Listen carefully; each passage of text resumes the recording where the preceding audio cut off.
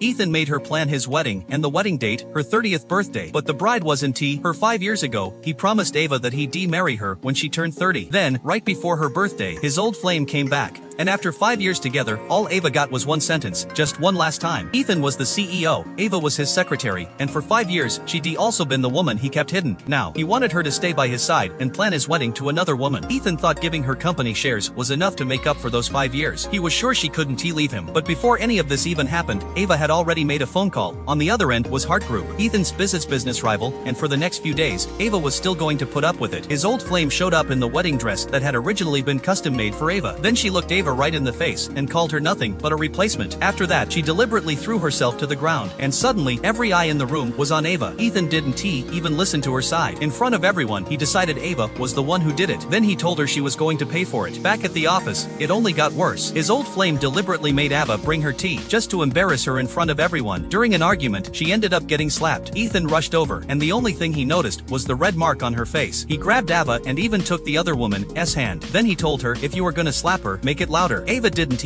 explain herself this time. She just looked at him. She used to think she'd been through his hardest days with him, but now, he was the one coming after her. At the hospital, just to calm his old flame down, Ava had to get down on her knees, and Ethan was standing right there. Years ago, when he was trying to get his first investment, Ava was the one who got him the chance. Back then, he promised he'd never let her be humiliated like that again. But now, he was the one making her bow her head, and Ava finally got it. Some promises just aren't worth waiting around for. So she accepted the offer from Hart Group. Then she took the stock agreement Ethan had given her and handed it to a trader. She had just one instruction: sell. After that, Ava slipped her resignation letter into a stack of documents and put them in front of Ethan. He kept his head down. Just like always, he didn't even look. He signed it, just like that, and he had no clue he'd just signed more than a resignation letter. 5 days later, the wedding, Ethan stood there in his suit, waiting for his bride, and waiting for Ava too, because he thought she was just throwing a fit. He expected her to show up like she always did, but minute after minute went by. Ava never came. He called. No answer. Then one of his employees finally told him Ava had quit, and today was her first day at Hart Group. Ethan just stood there, but even then, he still thought she was only trying to force him to come crawling back. So he went through with the wedding. That same night, he showed up at Ava's new place, like a maniac. He ordered her to come back. He told her everything she had was because of him. Without him, she was nothing. Ava just looked at him, and for the first time, she went through everything that had happened over the last 5 years, when his company was just getting started, who got him his first investment, who stayed by his side while he fought for his first client, and how many times had Ava been the one holding the company together. Ethan froze. He never really thought about any of it. Ethan froze. He never really thought about any of it. Then he went straight for the one thing he thought still gave him power over her. Her shares. He told her he could take them back whenever he wanted. Ava just looked at him, then said, I already sold them. That is when Ethan completely lost it. He raised his hand, but Ava didn't move. She just stood there, staring right back at him, not scared at all. His hand froze in midair. He yelled that, without him, she'd eventually come crawling back, that she'd hit rock bottom, and beg him to take her back. Ava just looked at him, completely calm. There was nothing left in her eyes. Then she said, from now on, we competitors. And she shut the door. Standing outside, Ethan finally realized, this time, Ava might really be gone for good.